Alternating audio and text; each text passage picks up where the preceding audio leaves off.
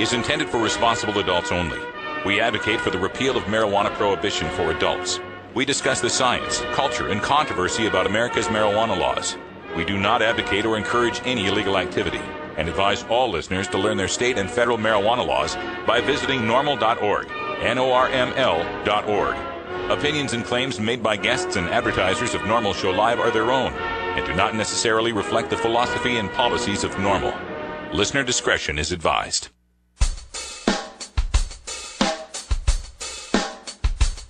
You take a seed, you plant it, you grow it, you dry it, you roll it, you smoke it. You take a seed, you plant it, you grow it, you dry it, you roll it, you smoke it, and it goes down smooth. Hey! Spanning the continent to bring you the truth about cannabis and marijuana law reform. I smoke pot and I like it a lot. From the promise of legalization. And I think we need to rethink and decriminalize our marijuana laws. To the agony of prohibition. One major responsibility is to encourage people to use less drugs. The National Organization for the Reform of Marijuana Laws presents NORML Show Live, Marijuana Nation. Now, here's your host, NORML's Outreach Coordinator, Radical Russ Belville. Good day, tokers and tokets, and welcome. It is Wednesday, March 28th, 2012, and it's got to be 420 somewhere in the world. Welcome to the show. So glad you could be here. Also on the show today, joining us in camera 2 spot there, we got Wiz Kaliko hanging out. How you doing, Kaliko? Hey, doing quite well. Thank you for having me again, man. Glad to be back. We're going to have a live Irie Island Hour tonight. Most definitely. Got a lot of things in store. Going to play quite a few videos. Looking forward to it. Awesome. I encourage everyone to check that out. The Irie Island Hour is on tonight at 8 o'clock Pacific, 11 o'clock Eastern Time. Also joining us from our virtual studio in beautiful Astoria, Oregon is our senior news editor, Cannabis Carrie. Hi, Carrie. Hi, Russ.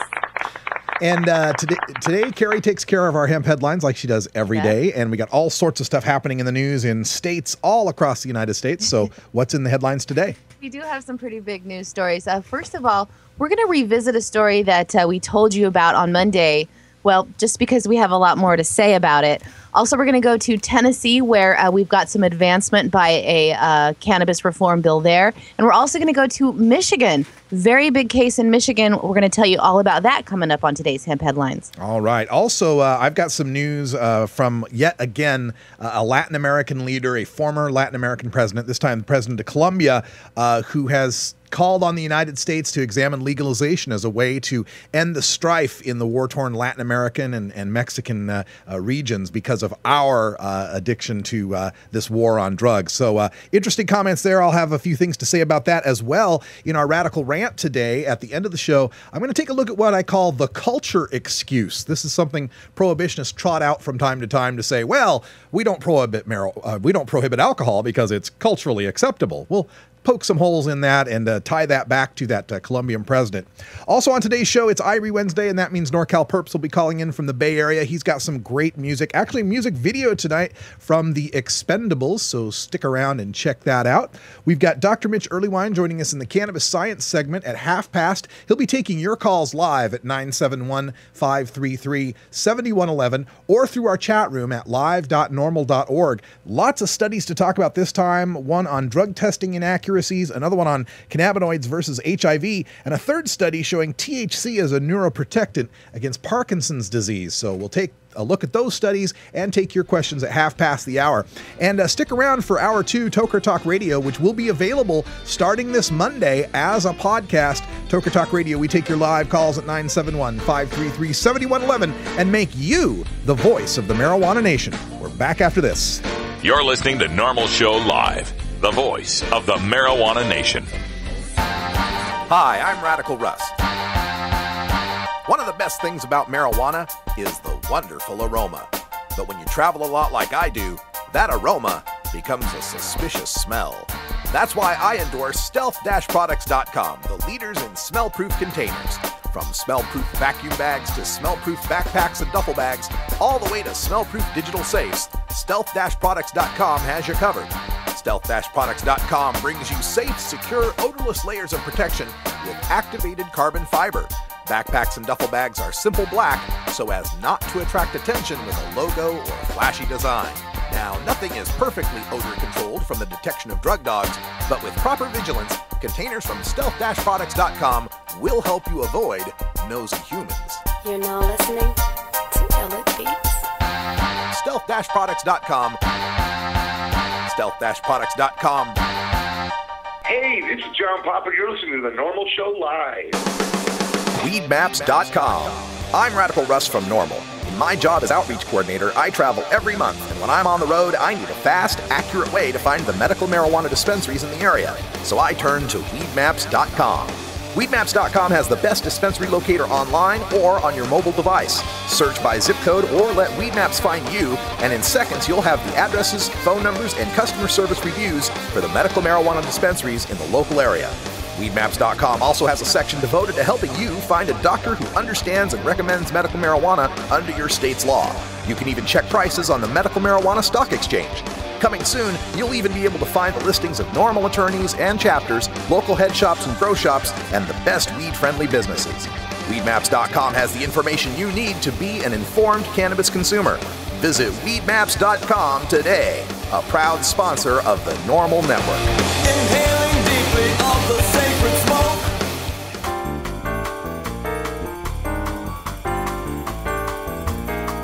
Medical marijuana, industrial hemp, consumer cannabis. It's time for this week's NORML News with Cannabis Carrie. And this is a story we're revisiting today. Really a worst case scenario, a nightmare unfolding in Montana for one landlord. Jonathan Janetsky is a 43-year-old general contractor. He has no criminal history, no history of any drug use or any opinion on the matter. Janetsky is also a landlord who rented a commercial property he's been holding on to and hoping to use as income in a downturned economy for general contractors. He's being prosecuted because of a raid on March 14th of 2011 on a warehouse that he rented out that was growing medical marijuana. He was hoping to eventually sell the building to the medical marijuana entrepreneurs who seemed excited about the new industry and thought that they would have more money rolling in after their initial startup costs were paid back. Jonathan Janetsky helped them get the warehouse up to code for all the electricity they would need since he was a general contractor. But that was part of the landlord-tenant agreement. His lawyer points out that he sought legal advice and did research before allowing the business owners to sign the lease.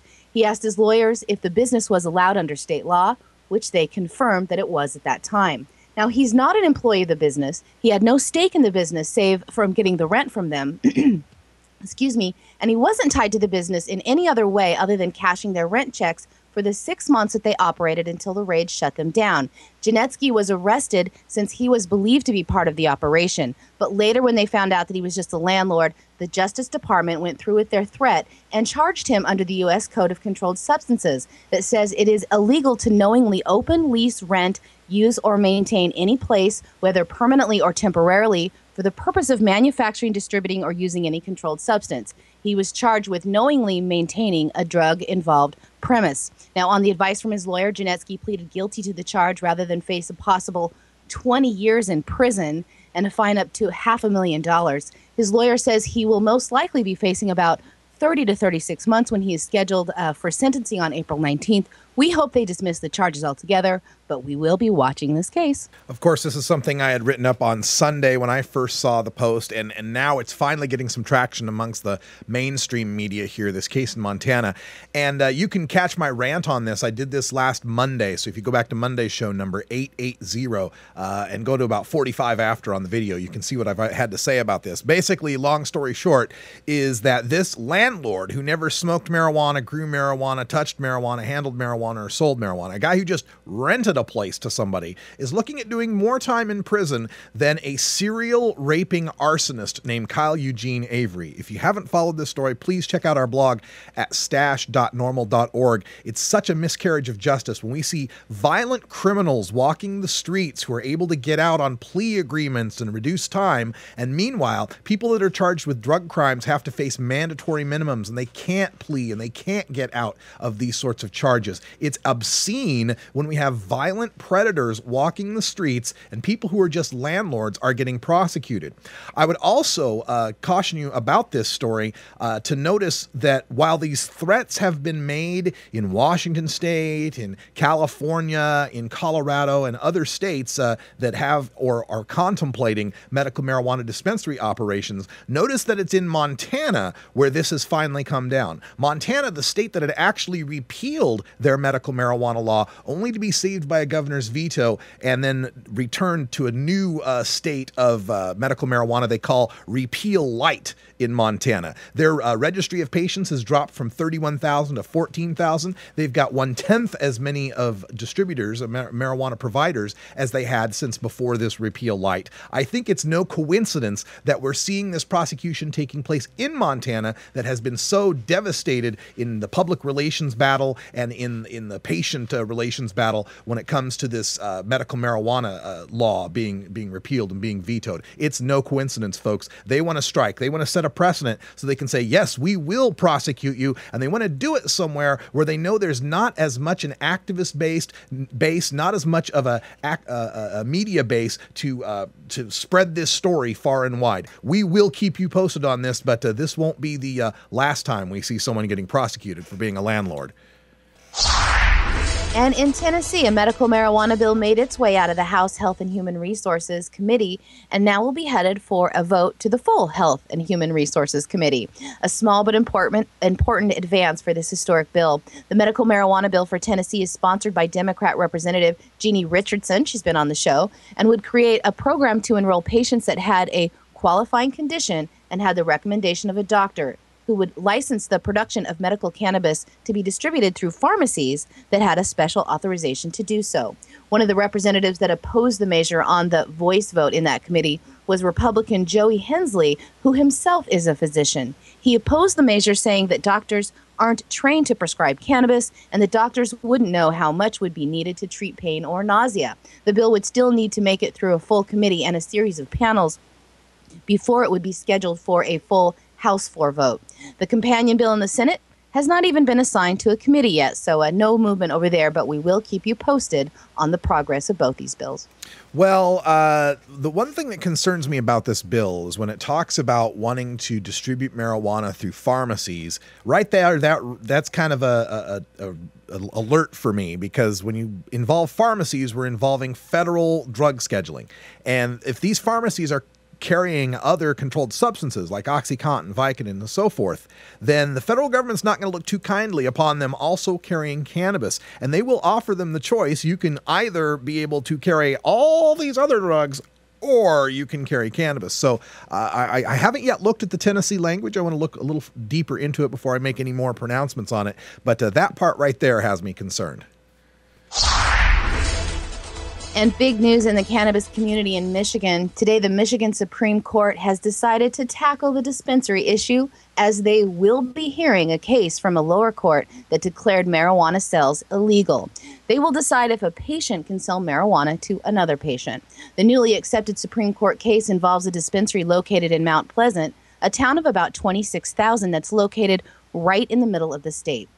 The Compassionate Apothecary in Mount Pleasant had operated under somewhat of a farmer's market type style, that members were allowed to sell marijuana to other members and the dispensary would take a cut of about 20%. The shop was shut down as a public nuisance after an appeals court ruled that the 2008 Michigan medical marijuana law did not allow for dispensaries. The state prosecutor and the Michigan Attorney General Bill Schuette argued that the only transfer of marijuana allowed was from one registered caregiver to their registered patient or patients. The Michigan law allows up to 5 patients per caregiver, and each patient may only list one caregiver. The state attorney general has asked the courts to order retail sales outlets that sell marijuana all to be closed as public nuisances. The way that the appeals court ruling from last year has been received has been mixed throughout the state. Some counties have used that ruling to shut down dozens of medical marijuana dispensaries, and in other areas, the police and the prosecutors have left the shops alone and declined to prosecute. And in a case that we've been following here on the Stash in Livingston County, they've gone as far as charging the owners of Marshall Alternatives Dispensary with trafficking and delivering of marijuana after a fake card-carrying undercover officer purchased a small amount of medical marijuana in their dispensary.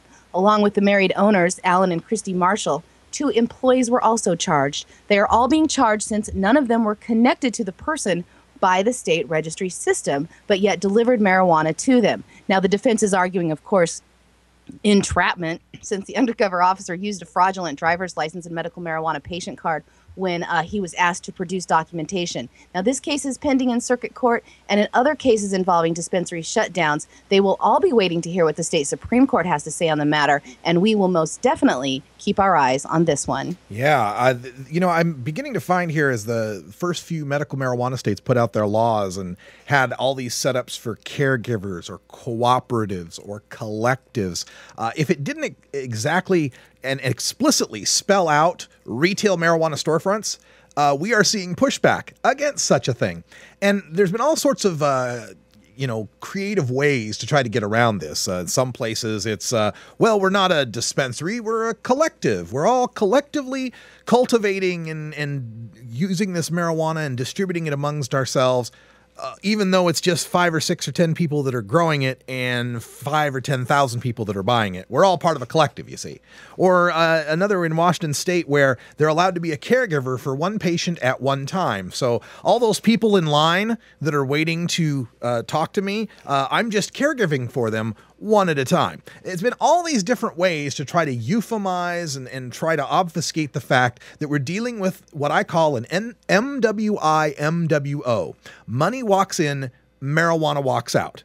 And until we legalize and express the fact that we are allowed to have cannabis, that it's a right of ours, and that we should be able to freely buy and sell cannabis, these medical marijuana laws are never going to allow that in a way that we would recognize as a farmer's market or any other sort of retail good. It's going to be restricted. They're going to try to keep it to memberships only. The latest medical marijuana states, their rules say that you have to designate a dispensary, one dispensary that you will go to. You don't get to shop around. You don't get to have competition, right? We have situations like this where they're trying to define exactly that the relationship between a caregiver and a patient, and he can only serve that patient. They want to continue to restrict this because they don't like the idea of there being commerce in medical marijuana. That's what they're trying to fight, is commerce in medical marijuana, because to them, commerce is part of the non-medical marijuana world. Commerce is part of the drug world, the black market, what they're trying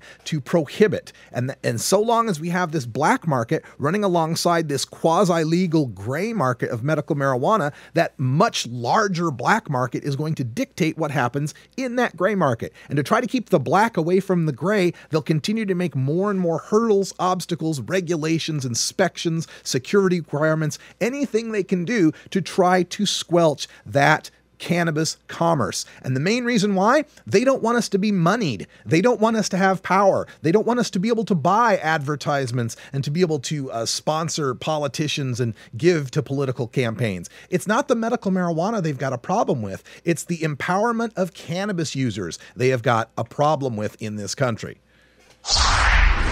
And one final news note here. Once again, we got another former Latin American president calling out for, actually, I shouldn't say Latin American, South American in this case. We're talking about the president Cesar Gaviria Trujillo. He was the former president of Colombia, and this is coming from rawstory.com, told a Spanish language radio station this week that America's war on drugs has been a disastrous failure that the ruling political parties simply refuse to talk about. He said, quote, "Society does not want to accept that people consume drugs. You cannot turn away from reality. We cannot accept that theory. American politicians may prefer not to talk about it. We cannot accept it. We cannot be condemned to live in a war because Americans do not want to talk about it. No one speaks in favor of the war on drugs." End quote. Otto Perez Molina, the president of Guatemala, said that he too favors legalization to deal with drug-related violence largely driven by the economic impacts of America's prohibition policies, which drive up the price of illegal substances and help enrich criminal gangs. Well, President Trujillo, I've got news for you. We accept people consuming drugs. We got no problem with it whatsoever in this country. We love consuming drugs. We celebrate drug consumption with ads that tell us to grab some buds and live the high life. with beer. We get commercials of horny people in bathtubs that are watching sunsets to sell drugs that we know men are consuming and abusing for recreational and not medical purposes. We get cartoon depression that has a drug and then has a drug that the drug needs. And as long as the drug comes in a liquid form and keeps you alert and productive like a good little worker bee, we'll have a Starbucks on every corner and sell 5-hour energy shots at every convenience store. No, that's not America's problems with drugs. All right, you know what time that is. That's right. Time for us to take a break. We shall take a break, and at the Radical Rant, I will answer that question, why we've got a problem with some drugs. Stick around. It's 20 after the hour, and we have to take a short break, if you know what I mean. Please support these sponsors who support NORML Show Live. Oh, have you ever met that funny reefer man? A reefer man. Have you ever met that funny reefer man? A reefer man. If he said he swam to China, he would send you South Carolina. Then you know you're talking to that reefer man. The law offices of Omar Figueroa would like to remind you to stand up for your rights. Please do not give up your precious liberties.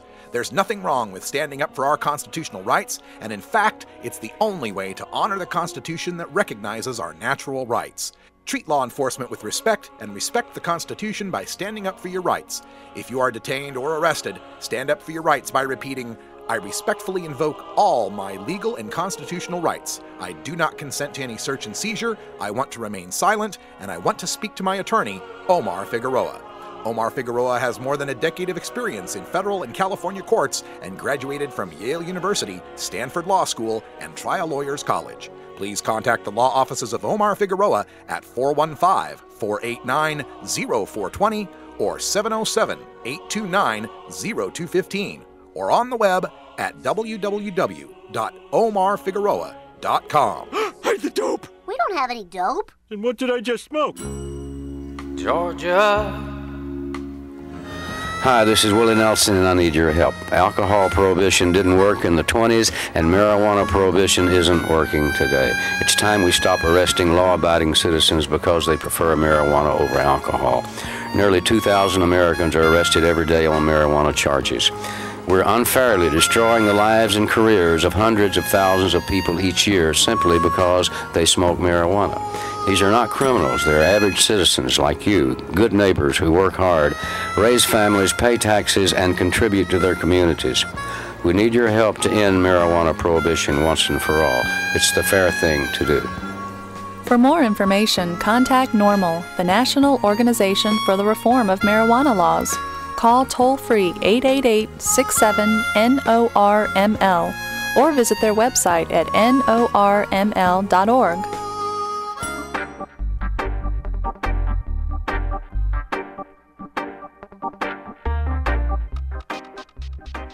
It's time for your daily Toker Tunes, the best in 420 friendly music from all genres that uplifts, entertains, and informs the public. Today we get tunes for Irie Wednesday, our celebration of that mellow vibe we find in the best of reggae, ska, calypso, and Latin music. If you'd like to submit your song to be played on NORML Show Live, send it to us at stash@norml.org. Now here's some more great independent marijuana music for today's Daily Toker Tunes. All right, welcome back. Time for some Irie Wednesday. We go down to the Bay Area where we got Kyle, a.k.a. NorCal Perps, waiting on the line. How you doing, Kyle? Not too bad. How you doing today, Russ? Fantastic. What you smoking on down there in the Bay Area? Just doing some dabs today, waiting on a little bit to cure up still. Just finished doing some trimming a bit ago, so we're waiting on curing right now. So just doing some dabs today. Oh, just dabs. You know, it's important to be careful about your dabs before showtime, you know. Yes, yeah, I actually have a new rule. I've messed up a few times. I stopped dabbing at 2 o'clock. No more dabs after 2. No more dabs after 2. It's a good lesson to be learned. All right, Kyle, what do you got for us today on the Irie Wednesday?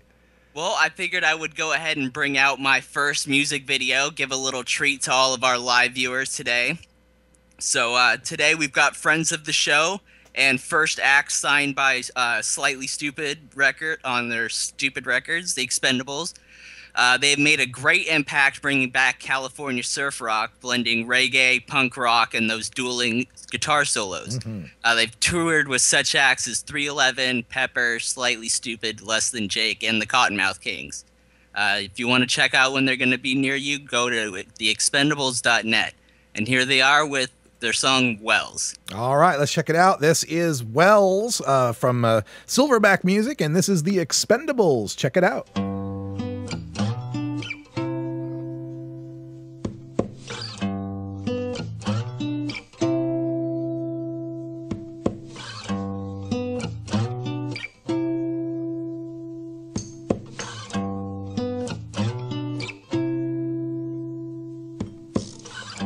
Can I draw some water, babe, from your well?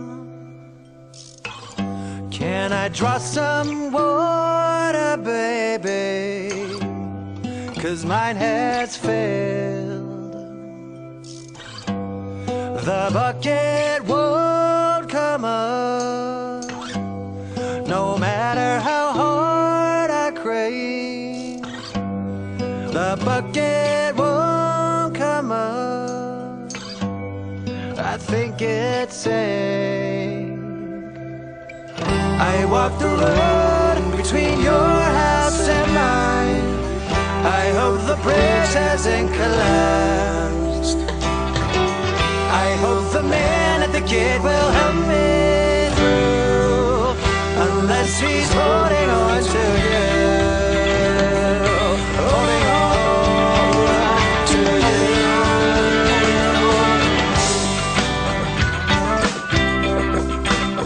Holding on to you.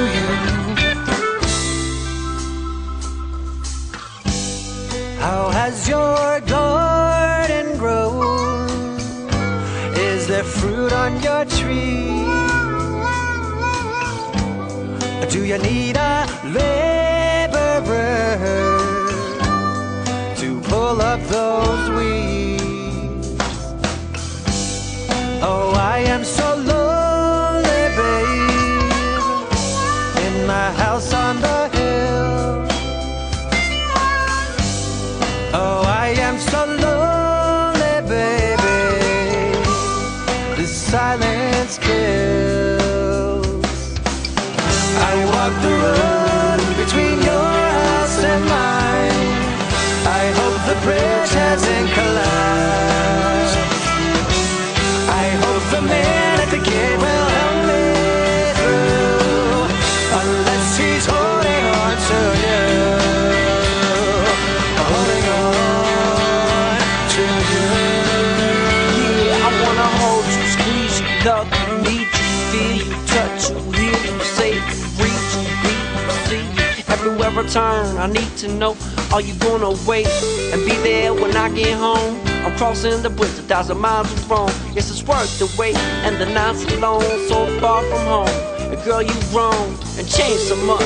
I love it all, of what you were and who you are and who you'll be. Only time will tell what you're wishing well is calling me.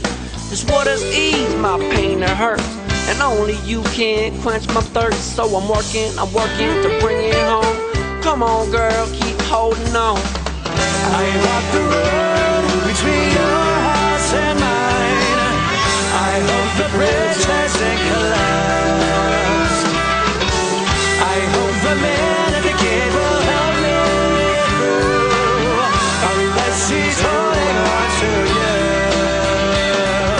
Holding on to you.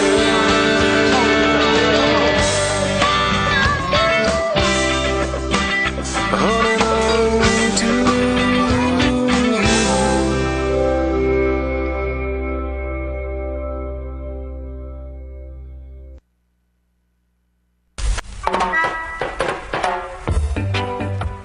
As High Times Senior Cultivation Editor, I'm often called into the field and asked to sample or even identify exotic strains of marijuana in their natural habitat. Now, for the first time, I've compiled more than 120 of my favorite strains into this single field guide designed to fit into your pocket as you travel the world in search of your favorite plant.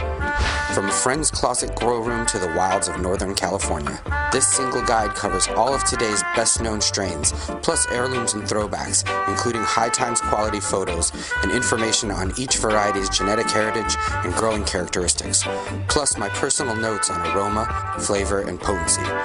So this is Danny Danko, author of the official High Times Field Guide to Marijuana Strains, wishing you good times and great ganja. The official High Times Field Guide to Marijuana Strains is available at hightimes.com and finer bookstores. Fishbone pulled up there. We pulled up today in the van, and I walked out of the building, walked through the big building over, and I walked outside. And I'm walking over by the lake, and I just see everybody casually smoking weed like it's all right. Like it's supposed to be like that. Because it is all right. Like you ain't got to worry about no police coming and asking you what you smoking or what are you doing here or let me see your driver's license. See, that's how they do it in Amsterdam. Everybody just out there chilling. Ain't nobody stressing. You go buy your weed at the shop, you go kick it, smoke your weed, walk the street, do whatever you want to, and you don't even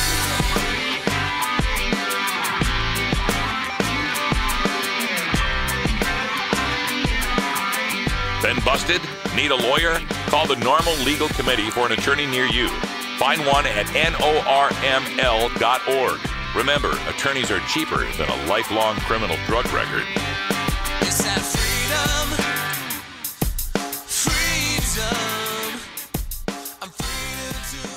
Catch NORML News with Cannabis Carry every weekday on NORML Show Live at 7 p.m. Eastern, here on the NORML Network. It's time for NORML Show Live's Cannabis Science with Dr. Mitch Earlywine. Dr. Earlywine is a professor of psychology at the State University of New York in Albany and the author of Understanding Marijuana. Now here's your dose of cannabis science. All right, folks, 4:31 Pacific Time, 7:31 Eastern Time. We are live with Dr. Mitch Earlywine. How you doing, Dr. Mitch? Oh, good to be on the show. Nice to have you here. And folks, get your questions ready. You can call in live at 971-533-7111, or you can get into our chat room at live.norml.org and send your questions that way. We've got a whole bunch of studies to take a look at. And before I jump into a few that I noticed, I wanted to give Dr. Mitch a chance to tell us if he's got any news in cannabis science for us. Russ, I just went to a talk today on chocolate craving, and I know that's something near and dear to the heart of most of the listeners. It does not turn out that the cannabinoids in chocolate are in a concentration that is probably playing a big role in the cannabinoid system. The speaker said, obviously, blah, blah, blah, you'd have to consume at least a pound of chocolate to activate the cannabinoid system, and I yelled out, what's your point? Fantastic. And, you know, after a few bowls of cannabis, maybe a pound of chocolate isn't that far out of reach, really. Okay, we've got our NORML press advisory that we send out every week. Paul Armentano and the staff do a great job of putting together the latest news, and we get it out to all the major media outlets. And all three stories had something to do with cannabis science this week, and I just wanted to run them by you and get your opinion on them. First of all, we have a study coming out, an analysis showing that even the federally certified drug testing laboratories have a great deal of error in their testing of drug testing samples. What can you tell us about these drug testing industries and how they are impacting cannabis consumers daily? The thing that really burns my ass, Russ, is how completely narcissistic they are about their own error rates. So when I was at the ONDCP drug testing summit that they had right here in Albany, I went to one of these guys and said, what is your false positive rate? And he looked me right in the face and said 0. Yeah. And I mean, the audacity on top of the obviously documented errors is what really blows my mind. And so what literally happens is they get false positives, they assume that they are without error, and literally either cost people employment in the first place, force them into treatment when they're doing a fine job on the job, or literally get them fired and have them lose their livelihood. I grew up hearing every day that no one should be judged by the color of their skin. I'd like to extend that to the content of our urine. No kidding. In this story too, I looked it up, and one of the drug testing labs, one of these federally Department of Transportation DHS certified labs, was called SciTech, and they had a administrator there, a guy who was in charge of the lab equipment. I guess not an administrator, but whoever you'd call him, lab boss, who didn't even know how to calibrate the equipment and to test it for reliability. And when they found this out, SciTech was allowed to continue for another 2 years with this guy in charge. And how many people's, security clearances or employment or who knows what they were being tested for were affected because of this, scientific inaccuracy. Well, and the thing about these two is these things tend to drift.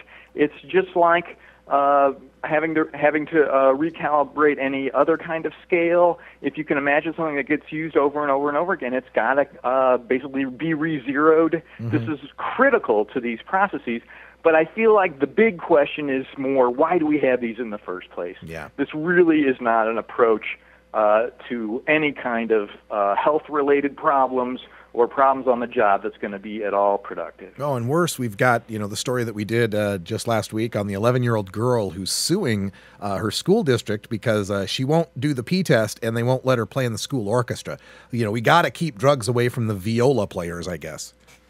If she had punched the principal, I would have completely understood. Understood, yeah. All right, we got a question coming from our chat room.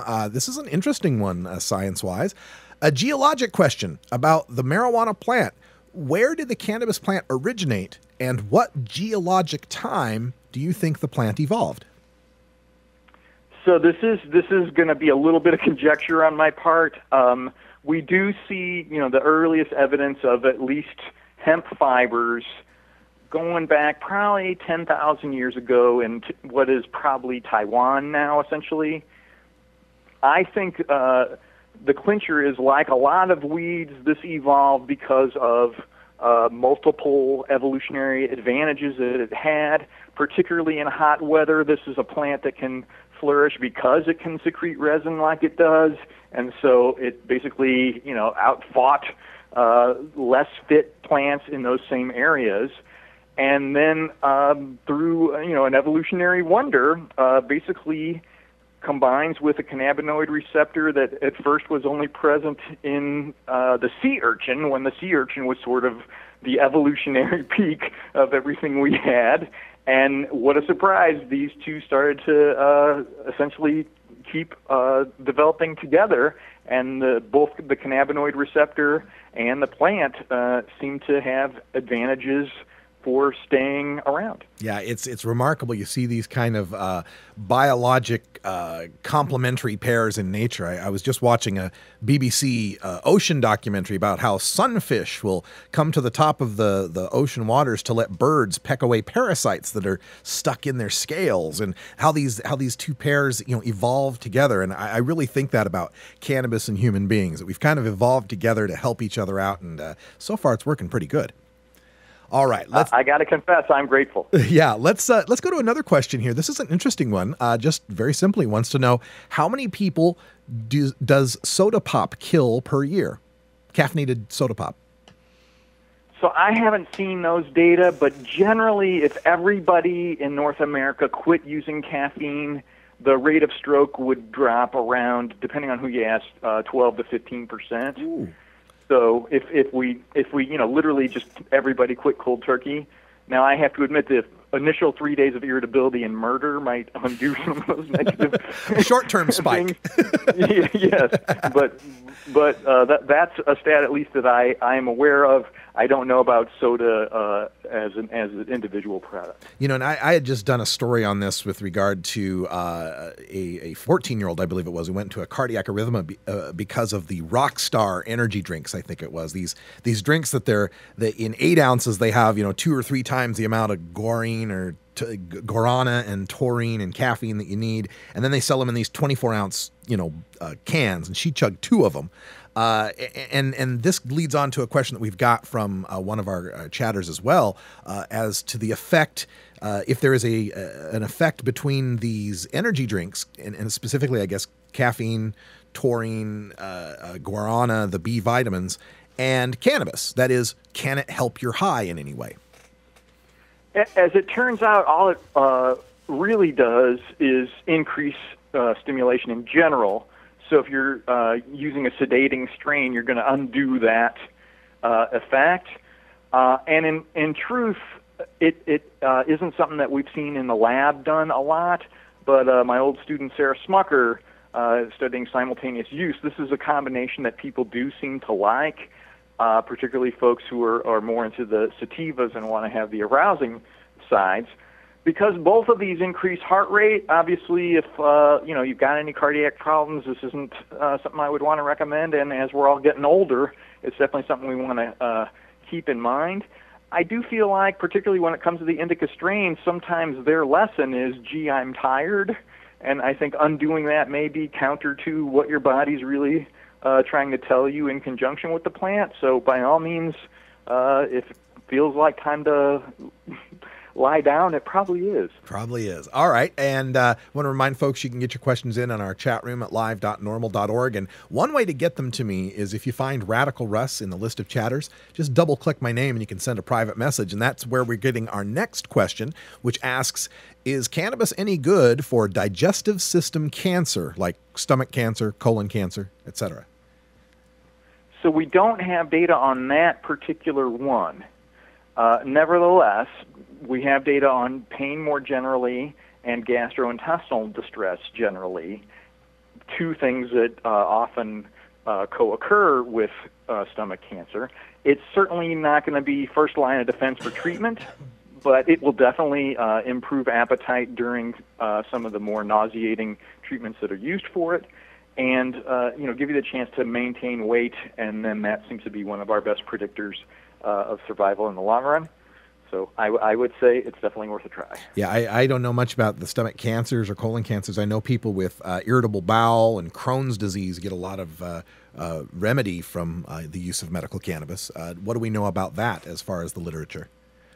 Well, it's interesting because the entire intestinal tract is filled with cannabinoid receptors that we hadn't really anticipated being there, and it does seem to alter peristalsis and just improve the general tone of those tissues, and that seems to have a big impact, particularly on irritable bowel. All right, we're going to go to our phone lines. We've got a call in at 971-533-7111. 610 area code. What's your question for Dr. Mitch?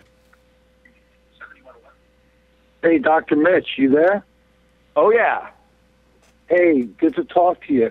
I got a question. I've listened to you, and I sent you an email, and you sent me a very thoughtful reply. So, like, the past months that I've gotten really, into the NORML show live, this is one of my favorite segments of this show. But I got a question. I'm just like a normal guy. I work hard. I've been using cannabis since 1976. It's a helpful thing in my life, but I'm like a human being, and I'm actually, to be honest, I struggle with other problems like alcohol addiction and other substance abuse. My question is, I know you must probably deal with this or talk to people, in your work. Is there a point where, I use cannabis and it helps me in my daily life, but I have a weakness with alcohol and narcotics. So do you ever have to tell somebody, maybe you should just stop using everything? I have had clients. I've tried to... Go ahead, doctor. I'd like to hear what you say.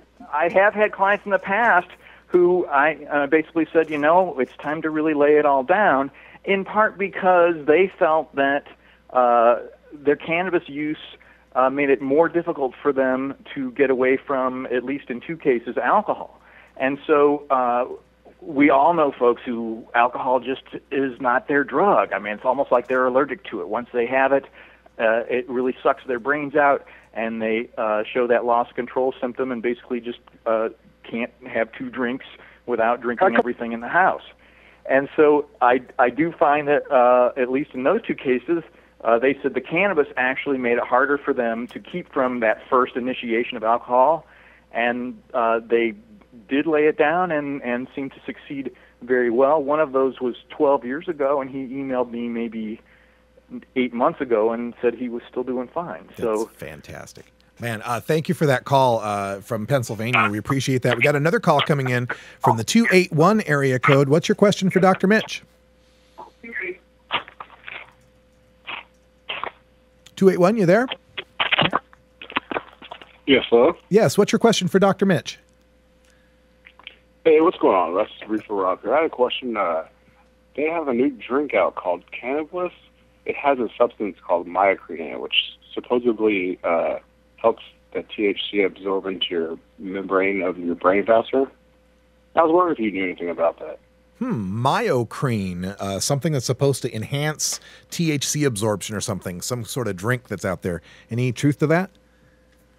In truth, that may be a brand name for something else, but I want to emphasize that the THC receptor is incredibly sensitive, that we really don't have anything interfering with its absorption.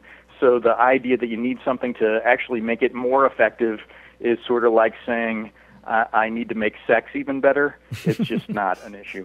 All right. And one final note here, folks, before we go. If you didn't get a chance to get your question in, you can always send it by email to Dr. Mitch at 420research@gmail.com, 420research@gmail.com. And a lot of times your questions become the subjects of studies. You know, sometimes people bring things to us that we never even thought of. So 420research@gmail.com, or check us out next Wednesday. We do this every Wednesday.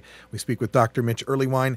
And finally, I wanted to close on this study about THC being effective as a neuroprotectant for folks that are suffering from Parkinson's disease. Can you give us more detail on that?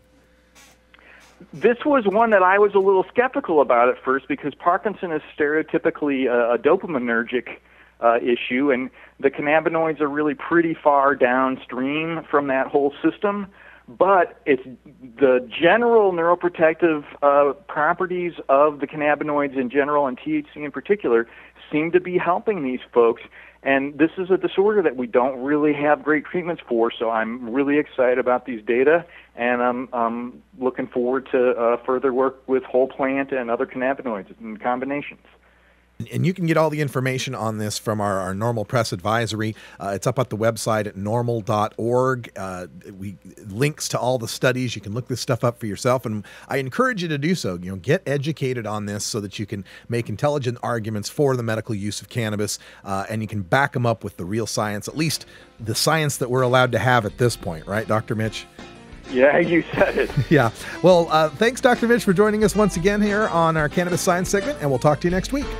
Looking forward to it. All right. When we come back, time for a little ranting. Back after this.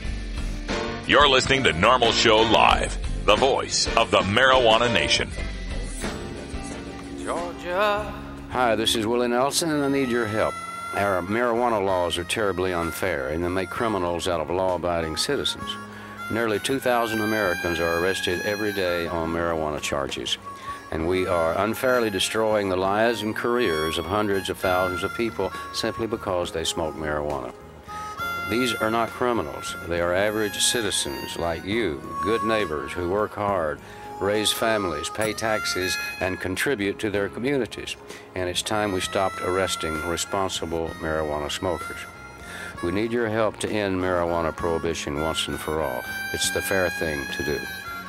For more information, contact NORML, the National Organization for the Reform of Marijuana Laws. Call toll-free 888-67-NORML or visit their website at norml.org. What makes something funny?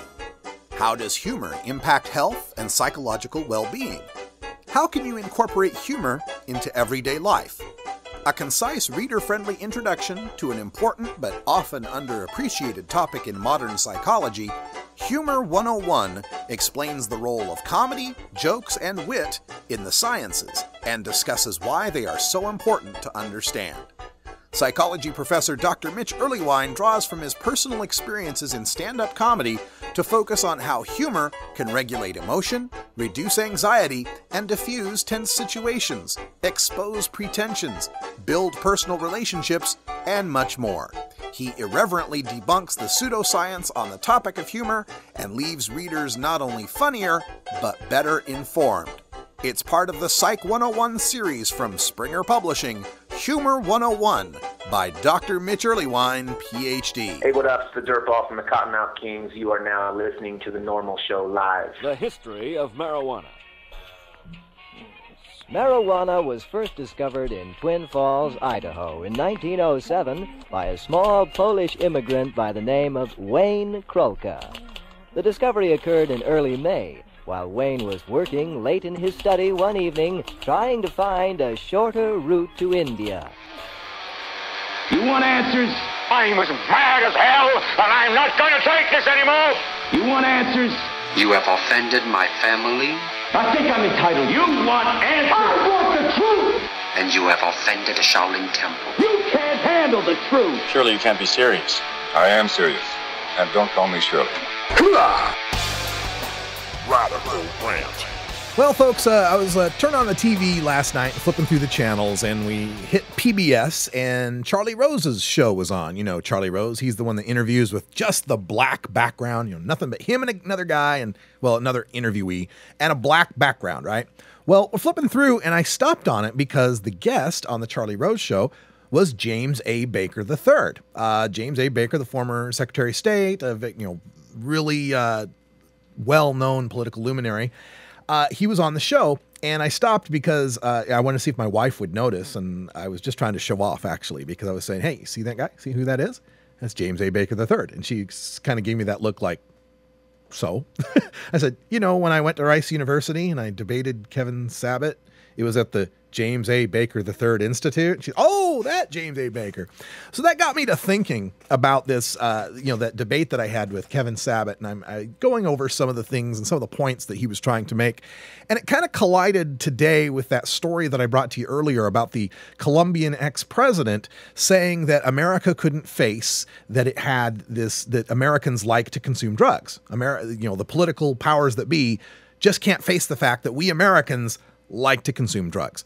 And, my point with that, of course, today was that, no, we love to consume drugs. We're all about consuming drugs, man. Alcohol, tobacco, ED pills, depression pills, whatever, 5-hour energy shots. We love consuming drugs. The problem is that what we have a problem with who profits from the consumption of the drugs here in America. We are fine with consuming lots of drugs. And in fact, it's kind of interesting to me that the latest advertising marketing campaigns for alcohol are grab some buds, Budweisers, and live the high life, Miller. Two of the biggest brewing companies in America. Well, they're international now. I think they're owned by Ambev or something. But anyway, their biggest advertising campaigns use terminology from our culture. And it kind of leads me to something that I heard a comedian say in one of his routines one time. I forget who it was, but talking about how it's the fact that these are the drugs that white corporations profit from, right? We don't like the drugs that people can grow south of our border that don't grow so well in America, with the respect for marijuana that grows plenty well. But generally, we don't like drugs that grow where non-white people can profit from them. That's really what's going on here. It's really a lot of culture war. So I had been thinking about that Kevin Sabet debate and also thinking about this whole culture war part of the drug war when I recalled something that Kevin Sabet had said. I meant to bring the clip up today, but I just ran out of time. But basically, Kevin Sabet had said something about it being a cultural mistake that we have alcohol and tobacco, and we tried to ban alcohol, but it was too late because it was so ingrained in our culture, and that we rescinded that prohibition. And he actually called the rescission of prohibition a cultural mistake, that we would look back on that now as a cultural mistake, like as if we could go back, if we could just go back far enough and ban alcohol and tobacco, before it took root in our culture, then it would have been okay. And this kind of led me to an epiphany, which is when a drug warrior is saying that alcohol is okay because it's ingrained in our culture, what they're basically saying is that there is a cultural test at which you can declare a drug to be okay or safe or usable by the culture. And that's heartening to me. That's good news to me, because that means now that the prohibitionists have even conceded the point that it's not whether or not the drug is dangerous, because of course alcohol and tobacco are the most dangerous drugs out there. The point is whether or not society or as a culture accepts those drugs. And to that, I have to think, well, what is the time period here?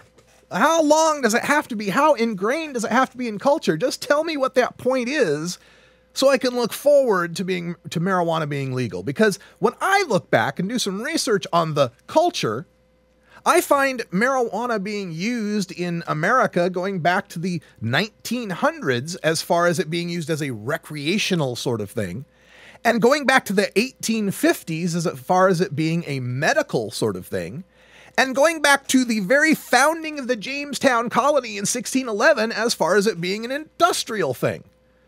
Hell, you want to talk about culture, then hemp should be legal right now.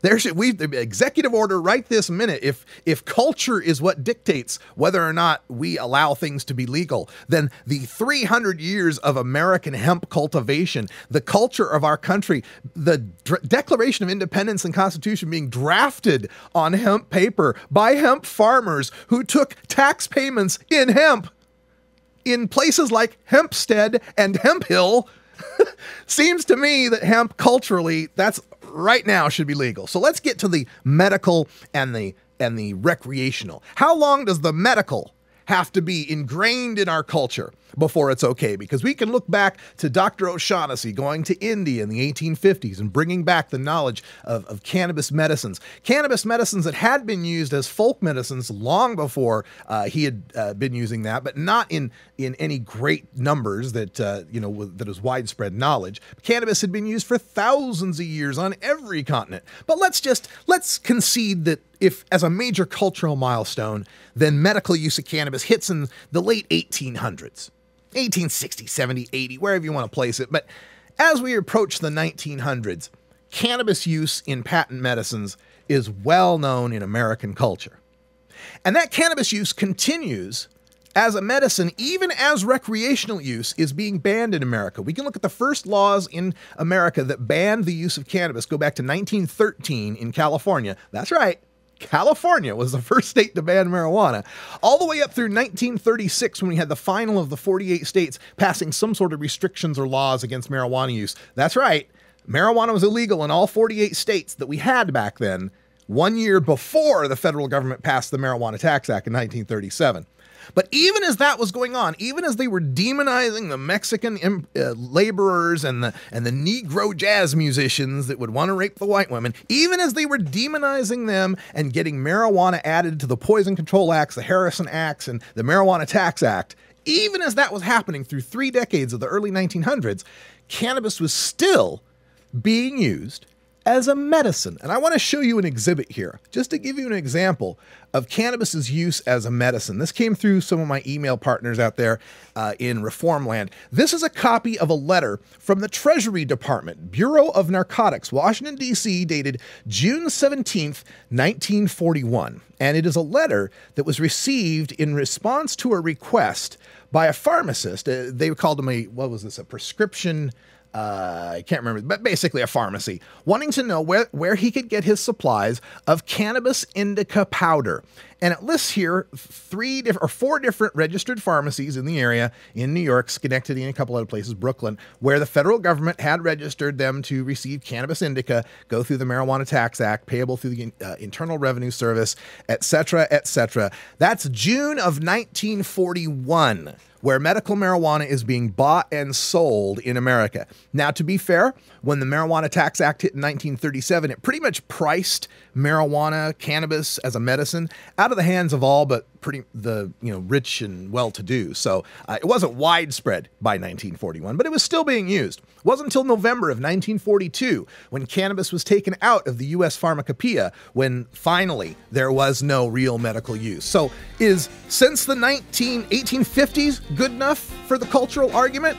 How about back to the 1920s when the jazz musicians and the Mexicans are using it as a recreational thing and it's starting to spread to that 30s flapper era folks? How about back to the 1950s when we had the Beats and the beatniks there that were using cannabis? Or back to the 1960s when it starts to become the summer of love? How many decades does it require before it's culturally ingrained enough that we can finally have the same rights as beer drinkers? We'll talk a little bit more about that in Toker Talk Radio here in Hour 2, which will be available by podcast starting this Monday. We've also got a whole bunch of changes in the lineup. Don't worry, your shows are still on live at the same time you expect them to be, but I've made a few changes to the replay lineup, including video replays of all of our live shows. For Wiz Khalifa and Cannabis Carry, I'm Radical Russ. Thanks for joining us. Until next time, take care of each other, Tokers. This is NORML Show Live, the voice of the Marijuana Nation. Take it out one more time. You take a seed, you plant it, you grow it, you dry it, you roll it, you smoke it. You take a seed, you plant it, you grow it, you dry it, you roll it, you smoke it. You take a seed, you